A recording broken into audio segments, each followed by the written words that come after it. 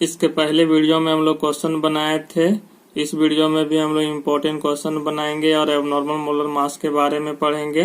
तो क्वेश्चन बोल रहा है, the boiling point of an aqueous solution of solute at 1 atm pressure is 100.26 degree Celsius. What is to be its freezing point. तो boiling point of solution दिया हुआ 1 atm pressure में, तो निकालना फ्रीजिंग पॉइंट ऑफ सॉल्यूशन के लिए।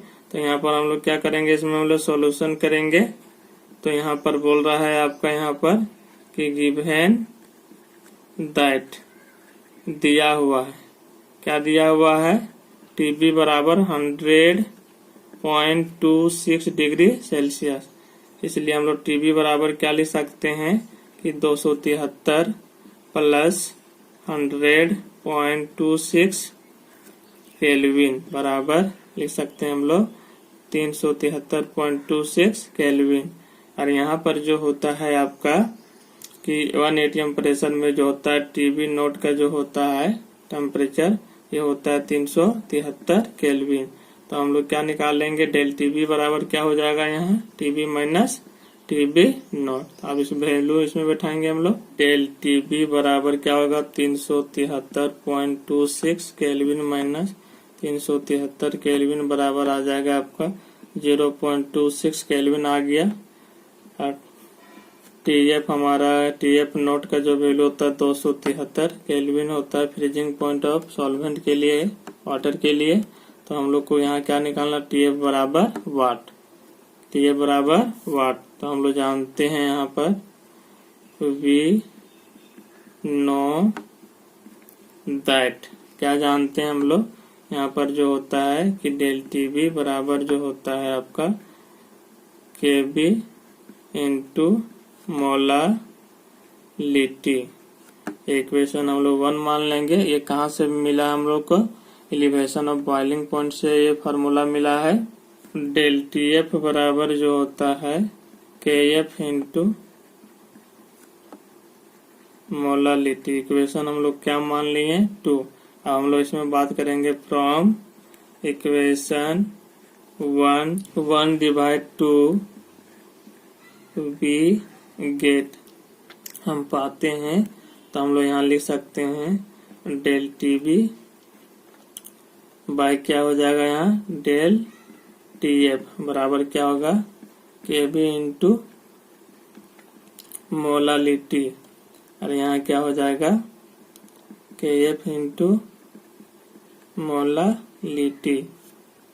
अब यहाँ पर हम लोग ये कट जाएगा वैल्यू, तो आगे नेक्स्ट स्टेप में इसका हम लोग वैल्यू पुट कर देंगे। यहाँ पर यहाँ लिख सकते हैं या डेल टीबी का वैल्यू क्या था, 0.26 केल्विन, ये हम लोग को निकालना है। इसमें डेल टीएफ बराबर यहाँ पर क्या था आपका, केबी का वाटर के लिए होता है 2 केल्विन केजी पर मोल, डिवाइडेड बाय क्या होगा, इसका होता है के एफ का वैल्यू वाटर के लिए 1.86 केल्विन केजी पर मोल।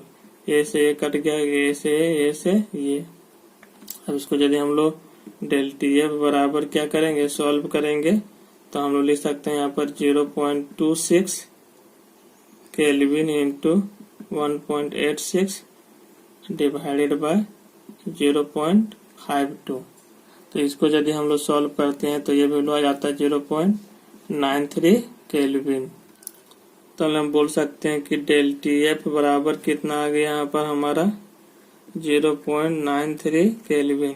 तो इसको हम लोग तोड़ सकते हैं क्या, T F note minus T F बराबर क्या, 0.93 केल्विन।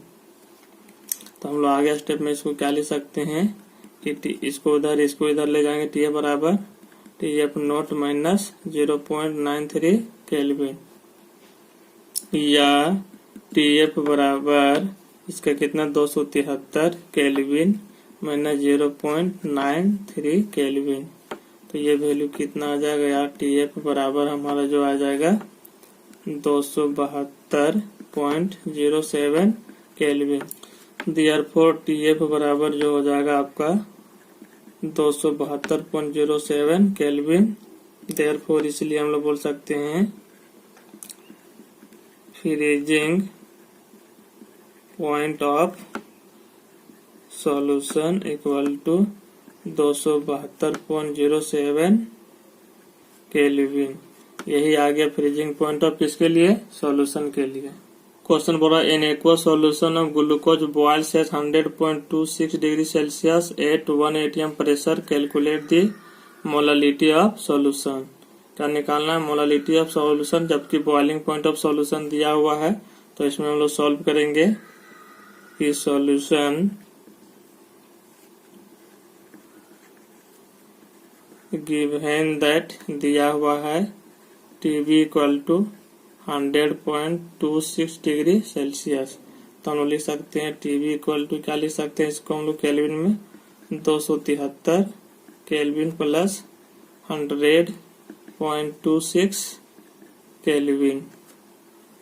अब इसको जोड़ेंगे हम लोग तो आ जाएगा, कितना हो जाएगा, 373.26 केल्विन। और इसका जो होता है 1 atm में जो होता है टीबी नोट का जो वैल्यू होता है, ये होता है 373 केल्विन। फार्मूला होता है डेल टीबी बराबर जो होता है आपका, वो होता है टीबी माइनस टीबी नोट। क्या होता है टीबी नोट। अब इसमें हम लोग क्या करेंगे, इसका दोनों वैल्यू पुट कर देंगे। लिख सकते हैं यहाँ डेल टीबी बराबर हम लोग क्या लिख सकते हैं, यहाँ पर हम लोग 373.26 केल्विन माइनस 373 केल्विन बराबर 0.26 केल्विन। तो ये क्या आ गया आपका, या डेल टीबी बराबर क्या आ गया आपका 0.26 केल्विन। क्या आ गया 26 केल्विन। हम लोग जानते हैं वी नो दैट, क्या हम लोग जानते हैं यहाँ पर कि डेल टीबी बराबर के बी इंटू मोलालिटी लिख सकते हैं, या मोलालिटी बराबर क्या हो जाएगा आपका डेल टीबी बाई क्या हो जाएगा के बी। अब इसमें हम लोग क्या करेंगे, इसका वैल्यू पुट कर देंगे। तो यहाँ लिख सकते हैं हम लोग मोलालिटी बराबर क्या हो जाएगा, ये आपका 0.26 केल्विन हो जाएगा ये वैल्यू। और ये केबी का जो वैल्यू होता है 0.52 केल्विन केजी पर मोल। क्या होता है पर मोल, पॉइंट से पॉइंट हमारा कट जाएगा, ये हमारा कितना 2 बार में कट जाएगा, केल्विन से केल्विन कट जाएगा। तो आगे हम लोग क्या लिख सकते हैं, इसको हम लोग यहाँ पर 1/2, यहाँ एक केजी ऊपर जाएगा, मोल फिर ऊपर जाएगा, तो यह हो जाएगा मोल पर केजी, या मोलालिटी बराबर लिख सकते हैं 1/2 मोल पर केजी बराबर 0.5 स्मॉल एम। देयरफॉर मोलालिटी बराबर 0.5 स्मॉल एम। यही हमारा क्या आ गया, मोलालिटी ऑफ सॉल्यूशन के लिए वैल्यू आ गया। एबनॉर्मल मोलर मास के बात करेंगे हम लोग। तो एबनॉर्मल मोलर मास जो होता है कि जो हमारा कोई भी सोलूट पार्टिकल को यदि हम लोग सॉल्वेंट में डिजोल्व करते हैं तो उसमें होता है डिसोसिएशन और एसोसिएशन। तो एसोसिएशन और डिसोसिएशन में जब होता है, जो आई के वैल्यू में भांट ऑफ इंट्रोड्यूस फैक्टर में डिपेंड करता है, और उसके थ्रू जो हमारा मोलर मास निकाला जाता है फ्रॉम दी मेजरमेंट ऑफ किससे, कोलिगेटिव प्रॉपर्टी से। जो हम लोग 4 कोलिगेटिव प्रॉपर्टीज पढ़े हैं उसी में हम लोग उसी से निकालते हैं मोलर मास को। उसी को हम लोग क्या बोल सकते हैं, एबनॉर्मल मोलर मास। तो सबसे पहले एबनॉर्मल मोलर मास के बारे में हम लोग लिखेंगे, इफ ये सोलूट molecules undergoes association or dissociation when dissolving ये solvent and its molar mass is calculated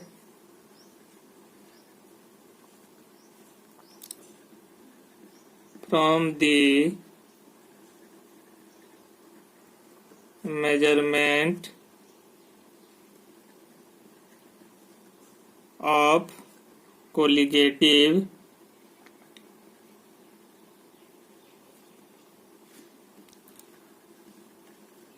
properties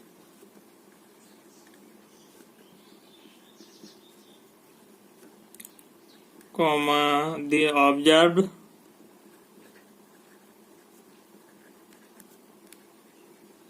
molar mass is different from normal molar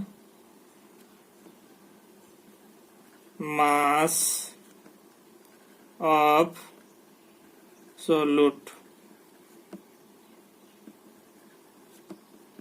It is called abnormal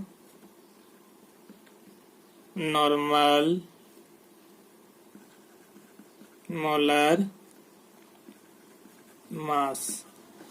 बोला abnormal molar mass का if a solute molecules undergoes association or dissociation when dissolved in a solvent and its molar mass is calculated from the measurement of colligative properties, the observed molar mass is different from normal molar mass of solute.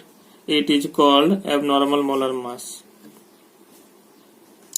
तो इसमें जो होता है बोला कि जब सोलूट molecules को जब हम लोग क्या करते हैं किसी सॉल्वेंट में डिजोल्व करते हैं तो उसमें एसोसिएशन होता है, डिसोसिएशन होता है। तो एसोसिएशन के केस में जो हम लोग भांट ऑफ इंट्रोड्यूस फैक्टर आई का वैल्यू जो होता था वो लोअर देन 1 होता था, लेकिन डिसोसिएशन के केस में आई का जो वैल्यू होता था वो हमारा ग्रेटर देन 1 होता था। क्या होता था? Greater than 1। फिर इसमें बोला है कि it's molar mass calculated from the measurement of colligative properties, और इसका हम लोग मोलर मास निकालते हैं किसके मेजरमेंट से? फ्रॉम द कोलिगेटिव प्रॉपर्टीज से। कि कोलिगेटिव प्रत्येक कोलिगेटिव प्रॉपर्टीज में हम लोग मोलर मास निकालने के लिए बताएं, जिसको हम लोग क्या बोलते हैं? एमबी। पहला था क्या? Relative lowering of vapour pressure, elevation of boiling point, depression of freezing point और ऑस्मोटिक प्रेशर। तो सभी में हम लोग क्या मोलर मास निकालने के लिए बताए हैं एमबी का वैल्यू कोलिगेटिव प्रॉपर्टी के हेल्प से कर रहा है। इसमें the observe molar mass is different from the normal molar mass, कि जो हम लोग ऑब्जर्व जो होता है मोलर मास ऑब्जर्व किया जाता है वो अलग होता है किसके तुलना में? हमारा नॉर्मल मोलर मास के तुलना में। किसके तुलना में? नॉर्मल मोलर मास के तुलना में। उसी को हम लोग बोलते हैं एबनॉर्मल मोलर मास। क्या बोला जाता है? Abnormal molar mass. कि जो भांट ऑफ इंट्रोड्यूस फैक्टर के द्वारा इसमें हम लोग रिलेटेड किया गया है कि जो आई बराबर जो हम लोग बोल सकते हैं इसमें कि नॉर्मल मोलर मास बाय होता है एबनॉर्मल मोलर मास। क्या होता है? एबनॉर्मल मोलर मास। तो आगे इसमें हम लोग देखेंगे, इसमें क्या देखेंगे? आई का हम लोग इसमें देखेंगे एबनॉर्मल मोलर मास के बारे में। तो इसमें मेन जो बोला गया सिंपल सा कि जब हम लोग सोलूट मॉलिक्यूल को डिजोल्व करते हैं किसी सॉल्वेंट में तो सोलूट जो होता है एसोसिएशन हो जाता है, डिसोसिएशन हो जाता है। तो एसोसिएशन के केस में हम लोग भांट ऑफ इंट्रोड्यूस फैक्टर के बारे में पढ़े हैं कि आई का वैल्यू जो होता है लोअर देन 1 होता है, लेकिन डिसोसिएशन के केस में जो होता है कि आई का वैल्यू ग्रेटर देन 1 होता है। और उसी से हम लोग देखे हैं कि इसका जो मेजरमेंट के थ्रू जो होता है मोलर मास को निकालने के लिए हम लोग सभी कोलिगेटिव प्रॉपर्टीज में देखे हैं। Relative lowering of vapour pressure और elevation of boiling point, depression of freezing point और ऑस्मोटिक प्रेशर में सभी में क्या निकालने देखे हम लोग? मोलिकुलर मास को निकालने के लिए। फिर बोला इसमें कि ऑब्जर्व मोलर मास हमारा जो होता है डिफरेंट होता है किसके तुलना में? नॉर्मल मोलर मास के तुलना में ऑफ सोलूट का। उसी को हम लोग बोलते हैं एबनॉर्मल मोलर मास। अब इसके आगे हम लोग देखते हैं इसके बारे में। इसमें I इक्वल टू जो होगा आपका normal molar mass divided by जो होता है आपका एबनॉर्मल मोलर मास। क्या होता है एबनॉर्मल मोलर मास। तो इसमें हम लोग देखेंगे तो हम लोग क्या लिख सकते हैं, या abnormal molar mass equal to क्या होगा, नॉर्मल मोलर मास बाय क्या हो जाएगा यहाँ पर I। तो इसमें हम लोग देखें कि I बराबर नॉर्मल मोलर मास हो गया बाय एबनॉर्मल मोलर मास। और यहाँ पर हम लोग देखेंगे कि I इक्वल टू हो गया normal molar mass by abnormal molar मास हो गया यहाँ पर। तो यहाँ से हम लोग इधर इसको यहाँ कर दिए, इसको यहाँ कर दिए, एबनॉर्मल मोलर मास बराबर normal molar mass by I। तो हम लोग देखेंगे इसमें दो केस होता है। एसोसिएशन के केस में जो होता है I का वैल्यू लोअर देन 1 होता है। क्या होता है, लोअर देन 1 होता है। तो यहाँ पर यदि हमारा लोअर देन 1 यदि होगा ये वैल्यू हमारा, तो यहाँ पर हम लोग 1 से कम में डिवाइड करेंगे नॉर्मल मोलर मास में और ये इसके बराबर हो जाएगा। तो इस केस में हम लोग देखते हैं कि ये जो हमारा जो होता है कि एबनॉर्मल मोलर मास उस केस में हमारा ग्रेटर होगा, काहे कि यहाँ कम से हम लोग है तो क्रॉस मल्टीप्लाई होता है, तो 1 से कम से जल्दी मल्टीप्लाई करते हैं तो हमारा बराबर हो जाएगा। तो इस केस में एबनॉर्मल मोलर मास का वैल्यू हमारा क्या होता है, ज्यादा होता है। लेकिन डिसोसिएशन के केस में यदि देखेंगे हम लोग तो I का वैल्यू ग्रेटर देन 1 होता है। तो उस केस में हमारा जो होगा ग्रेटर देन 1 होगा। तो उस केस में जो हमारा होगा डिसोसिएशन के केस में कि नॉर्मल मोलर मास का वैल्यू ज्यादा होगा किसके तुलना में, एबनॉर्मल मोलर मास के तुलना में। और एबनॉर्मल मोलर मास को हम लोग बोलते हैं ऑब्जर्व मोलर मास भी बोला जाता है। क्या बोला जाता है, ऑब्जर्व मोलर मास बोला जाता है। अब इसमें हम लोग दो केस देखेंगे, केस 1 और केस 2 के बारे में।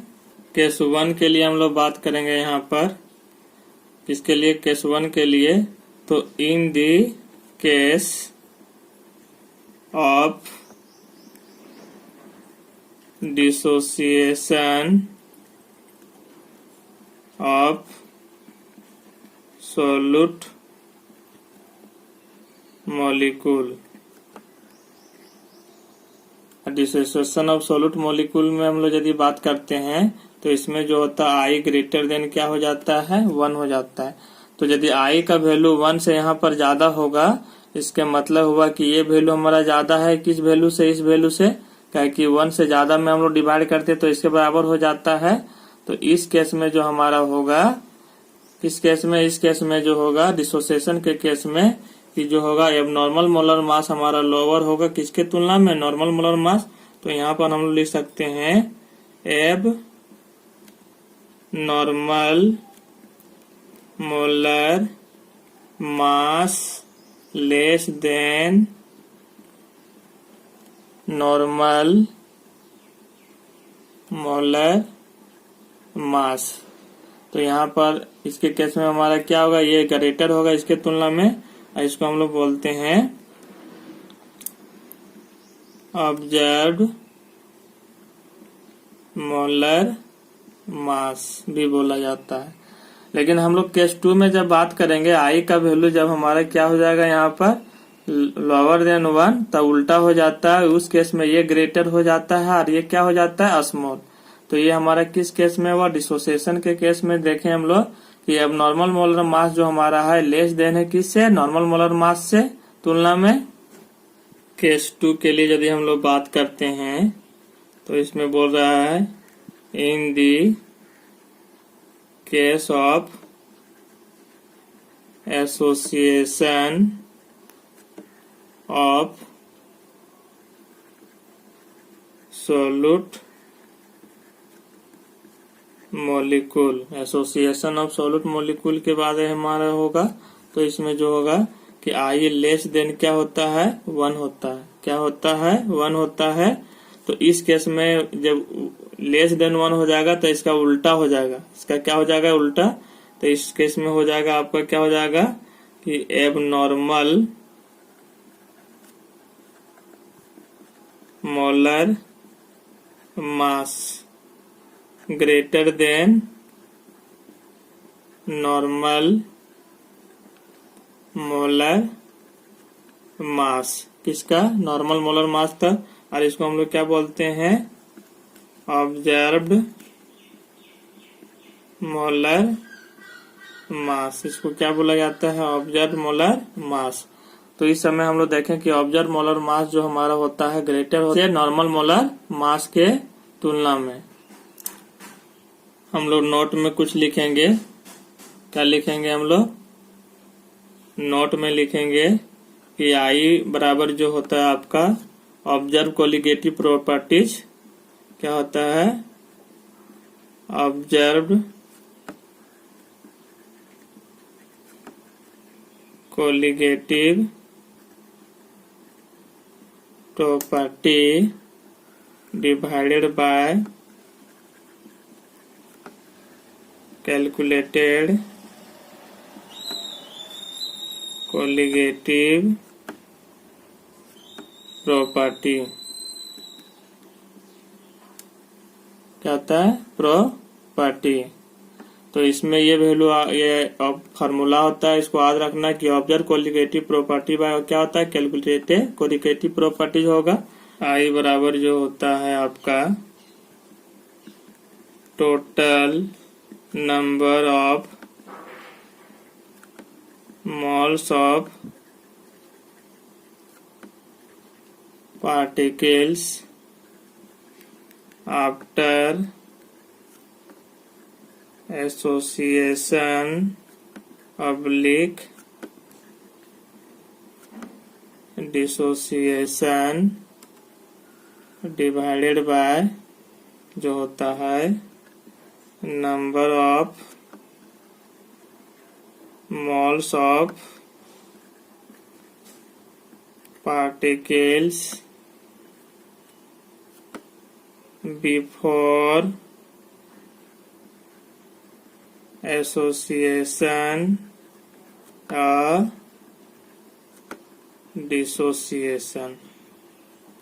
तो ये वैल्यू याद रखना, ये यूज होता है क्वेश्चन बनाने में कि total number of moles of particles after association और डिसोसिएशन, कि जो हम लोग एसोसिएशन और डिसोसिएशन के बाद जो हमको मिलता है उसको डिवाइड करते हैं, जो हम लोग लिया जाता है number of moles of particles before association और डिसोसिएशन। तो इस तरह से हमारा सॉल्यूशन चैप्टर क्या होता है? समाप्त हो जाता है। लेकिन इससे हम लोग नेक्स्ट वीडियो में एबनॉर्मल मोलर मास से रिलेटेड क्वेश्चन बनाएंगे, फिर उसमें कुछ क्वेश्चन बैंक का क्वेश्चन बनाएंगे हम लोग नेक्स्ट वीडियो में। Thank you.